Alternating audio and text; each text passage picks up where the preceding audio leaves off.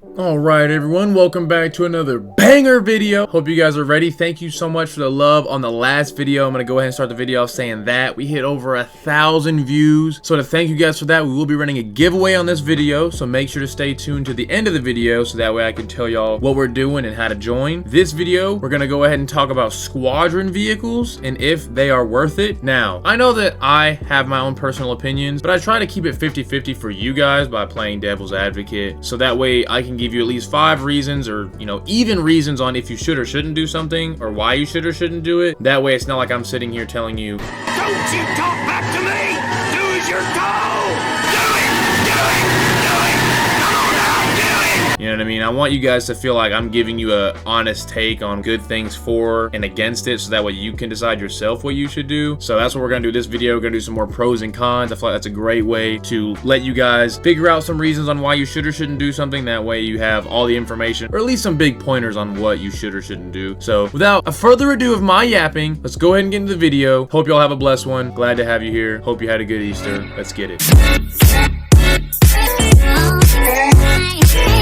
Alright, so one of the first things we're going to talk about is definitely we're going to start with the pros. I'm going to feed you guys the good stuff, the dessert first, and then we'll get to the green beans and veggies later. We'll talk about that second. I like giving y'all the good news before the bad news. The first thing I want to talk about in regards to the pros for Squadron vehicles is that there's boosted Squadron points through the group activity. So what I mean by that is that you earn more Squadron points by everyone doing it. So everyone can get their maximum Squadron activity, which is 360 every 3 days, and the max you can have period is 3,960. If everyone in your squadron has that, you will get a max of 20,000 that you can get every 3 days. Now, sometimes there are some people that fall below a certain threshold, so you got to be careful about that. But the more your team is playing, the more your squad plays the game, the more active they are, then the faster you're gonna get these vehicles. Even if you're in a squadron that has a little bit lower activity, that's really up to you and what you want to do. If you want to be in a squadron that's less active and a little chill, you can still earn these things, but you will get them slower. So the more your team or squadron plays the game, then the faster you will be getting these things. And it's good to play with your teammates, so it's just a good thing all around. Now, the second thing we're going to talk about is there's certain vehicles in there that are really good for coordinated gameplay. Now, some of the squadron vehicles are really locking you into a certain play style.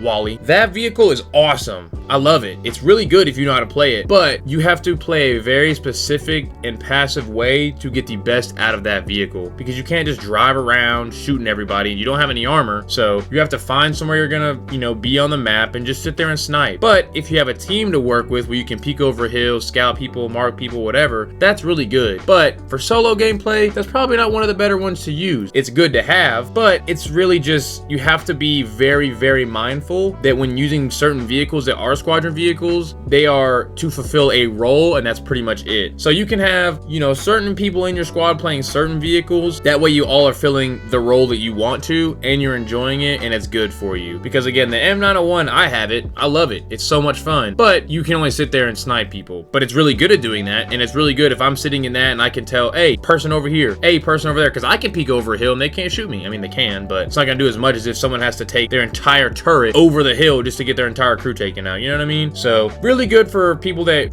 like communicating with their teammates and are very like giving call outs, giving, names out and things of that nature. If you like that, then squadron vehicles are definitely for you if you want to fill a specific role in the match. Alright, so the third thing that we're going to talk about is that if you are interested in getting squadron vehicles, you will have the opportunity to play the rarer vehicles in the game. Now, I'm not saying rare as in you get to use an E100 or an IS-7 and someone's going to see you in game and poop their pants, or someone on your team is going to start foaming at the mouth and be like, oh my gosh, there's a freaking M901 in my game. It's not going to be like that, but they are rare in the sense that people don't have as much as a possibility as other players to get them, because either they're free to play and don't want to pay for it, which it's free in the first place, so I don't know why you'd want to pay for a squadron vehicle, but some people don't have people to play with or a squadron to get max activity, or they themselves are not as active to even get it anyways. So if you are in a full active squadron and 20k is what you get every single 3 days, that's really good. And you'll have a better chance of getting it than most players. So when people see it in game, they'll be like, oh look, that's a pretty cool little squadron vehicle. Again, a lot of people have things like these, but it's still more rare for the people that don't have the chance to get it because they don't either play a lot or have a squadron that's active. So when they see it, they're like, oh, that's pretty cool. And if you're a vehicle collector, then that's all you really need to know, that it's free and you can get it by just playing the game. And if you're a collector, you're already doing that anyways. Most of us are already playing the game anyways. So it's really good if you're interested in the more quote unquote rare vehicles in the game and you want them for the free skis, you should go ahead and get them because it's something that's definitely up your alley. Now, the fourth thing we're going to discuss is that it's free. It's literally free. It is the freest thing on this game outside of hating yourself. It is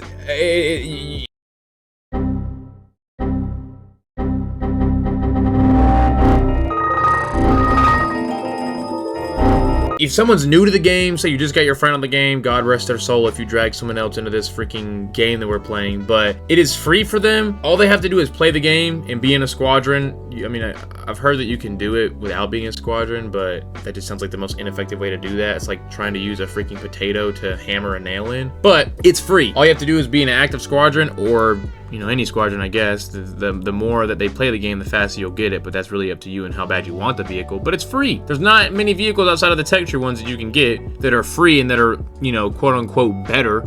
I don't make mistakes. I'm not just like the rest of you. I'm stronger. I'm smarter. I'm better.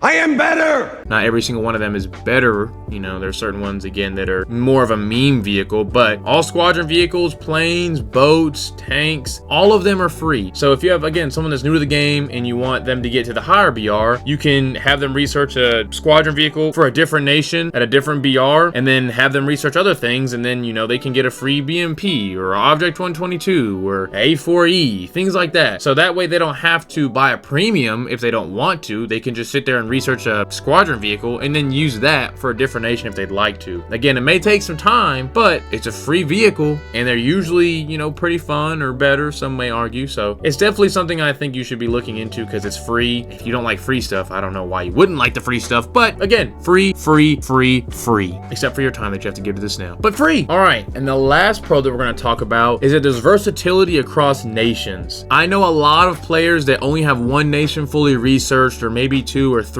I myself have every nation above at least 8-0, but I do stream and play the game every day. This isn't a tooting my own horn thing. It's just playing into my point that I'm trying to make, that if you only have one nation or two nations and you want to start researching another one, but you don't have anything and you don't want to play reserve, go ahead and throw on a vehicle that you can research in air or in ground with squadron points. That way, if you're like me and have a few backups, you can get a squadron vehicle and at least spawn in twice. That way you can try to research another nation and do it with a fun vehicle. Now again, I know that there's taxes on, you know, squadron vehicles, that if you're not researching the same BR or one above, one below, whatever, that there is things like that. But playing a squadron vehicle, in my opinion, beats reserve sometimes. It's really fun, and you can play with your teammates, you know, that may have a higher BR and they don't want to play reserve or something of that nature. So that way, while you're researching America and you're about to be at your freaking Abrams tank, you can go ahead and research the BMP-2 over here, and that way you can grind this nation out. So, and again, that works for air, ground, and naval. It doesn't have to be one specific thing. It can literally be anything that you want. So if you want to play your freaking, you know, ground games and research a boat, yay, be my guest. These are the reasons I think that there's pros to getting a squadron vehicle. I'm gonna have 5 for the cons as well, because again, I want to be 50-50, so that way you decide, and it's not like me sitting here like, do what I tell you, dang it, do as I say. So we're gonna go ahead and get over to the cons now. Hope you guys are ready. Let's get it.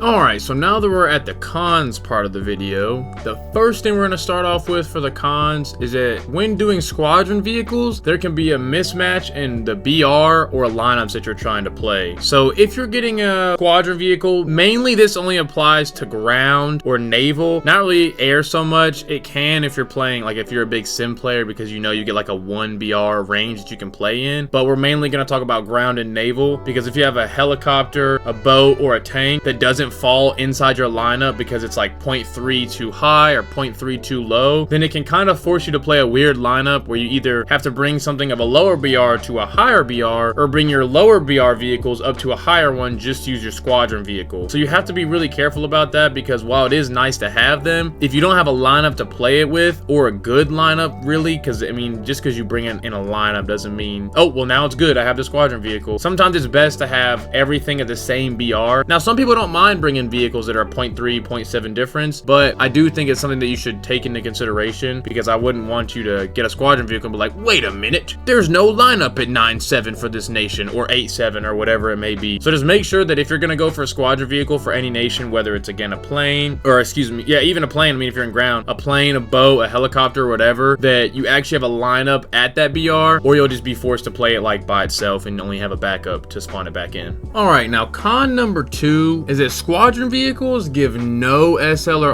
RP boosting. As if when you get a premium vehicle, you make more money and more RP. You don't get that with squadron vehicles. You can look at some of the squadron vehicles and their stats in regards to their SL and RP earnings. It's literally the exact same as some of the earnings of vehicles of that same BR. So if you're going to get it and be like, yes, I'm about to print so much money, you're not gonna print any money. I mean, you'll make money, but not like you think you will. How much we making? $1 million. How much we making? What the? Russell, how much we making? 5 million. Peyton, how much we winning? It's just, it'd be nice if they did have that, but trust me, they don't. It sucks, but if you're gonna spend that much money on it, like I guarantee there's someone out there that was like, well, if I'm gonna spend 8,000, GE, might as well give me a squadron vehicle, and then they got it and realized that they are not gonna make any more money than they would if they were playing texture vehicles. So make sure to keep that in mind, because I'd really hate for you guys to buy a squadron vehicle, since you sadly can do that. Brother, what's that?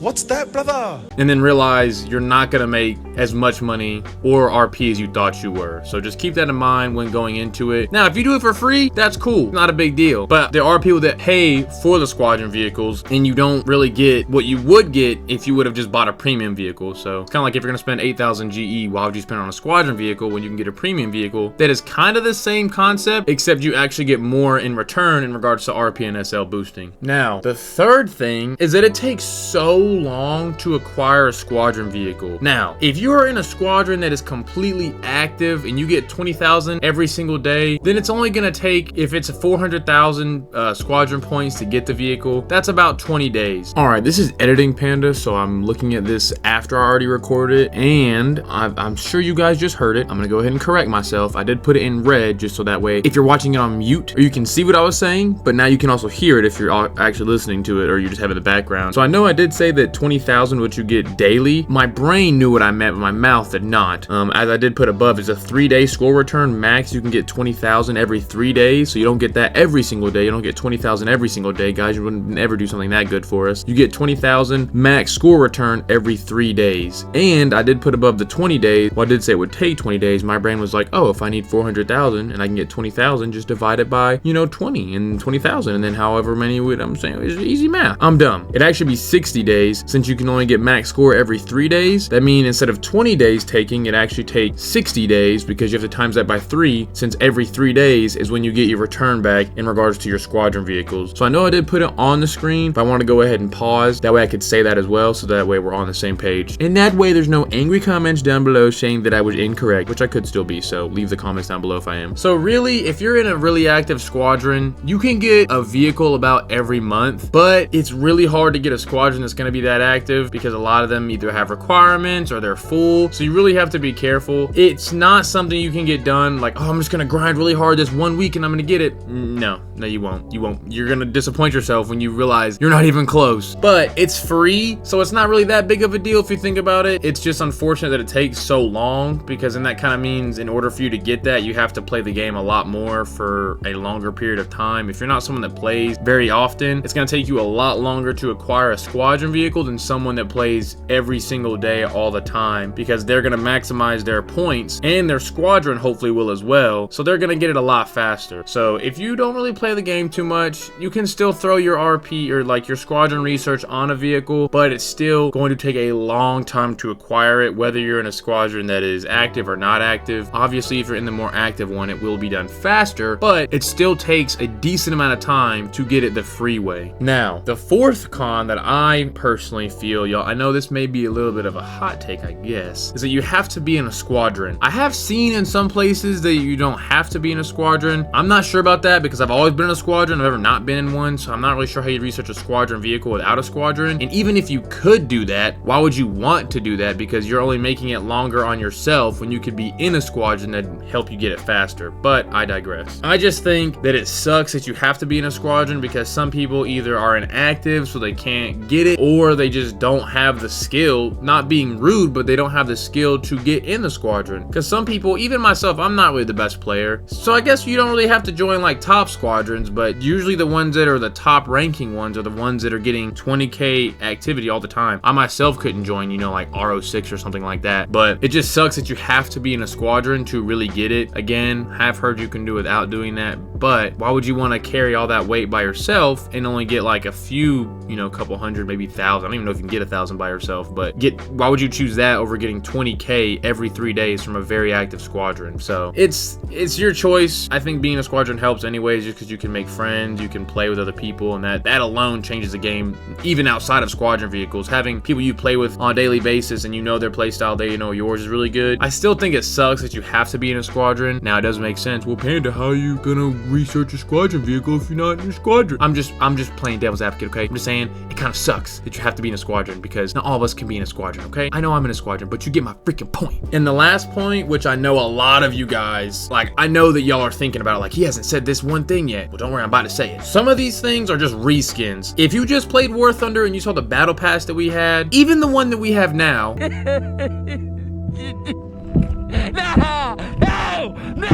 No!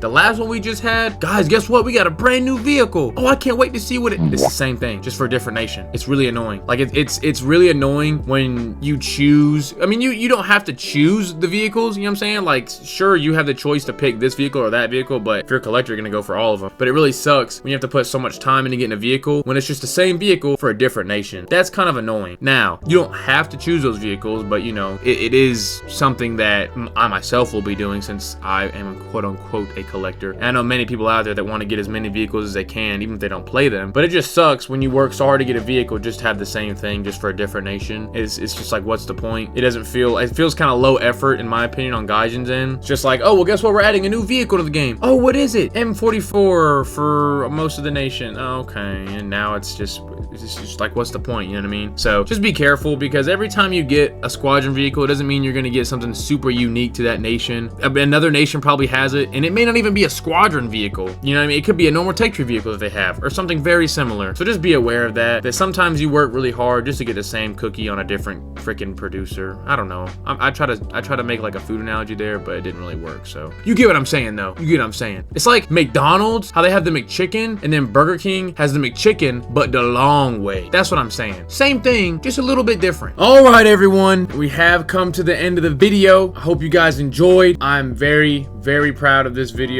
Very proud of you guys and this community and the love you've been showing. Thank you again for 1,000 views on the last video. To show my appreciation for that and all the other videos that you guys have really been showing a lot of love on, and leaving comments and likes and popping the Discord. We're running a giveaway, as mentioned at the start of this video. We're gonna have 2 winners for this one, and we're gonna be doing 1,000 GE. So 2 different people are gonna win. What you have to do is comment down below, drop your War Thunder username, drop the platform that you use, whether that be Xbox, PlayStation, PC, whatever, and hopefully you're in the Discord, because if you're not, I'll have to communicate with you via comments, so that'd be like really hard. So if you can just join the Discord, this is kind of a selfless plug to join Discord, but not really, because sometimes I don't get YouTube comments until like a whole week later. So if I don't reply to y'all sometimes, that's really why, because sometimes it doesn't tell me for like a week. So I don't want anyone, even if I'm sitting there refreshing it, it just doesn't show up. That way I can make sure I'll just go through the comments, see who joined. That way I'll have your username, I'll have your platform, and then if I have to do region stuff, like you're on Xbox or PlayStation, I might have to give you a gift card. So if I have to end up finding out your region, I'll just ask you that like later in DM, so you don't freaking tell everybody that. But what I'll do is leave this up 2 weeks until the next video, and I'll pick 2 comments from down below. That way we have 2 different winners. I'll put all the names in a wheel, spin it, then I'll remove the winner of that one and then run it again, so that we have 2 winners. And I'll do it on the next video, so that way you guys can see me. I'll literally record myself doing it, so y'all aren't like, like, hey, you cheated or they cheated. I'll literally have like probably like crunchier medals in the VC2 so that way they can verify it. But thank you guys again for the love. I hope y'all enjoyed this video. Drop a comment down below if there's anything that I missed out or misspoke on. Again, knowledge is power. The more the merrier. So if you guys, you know, have anything else pro or con wise that you think should be added, please drop it down below. Without further ado, good luck to everyone who joined. Hope you have a blessed one and stay safe. Much love. See you in the next one. Good luck, everybody. Peace.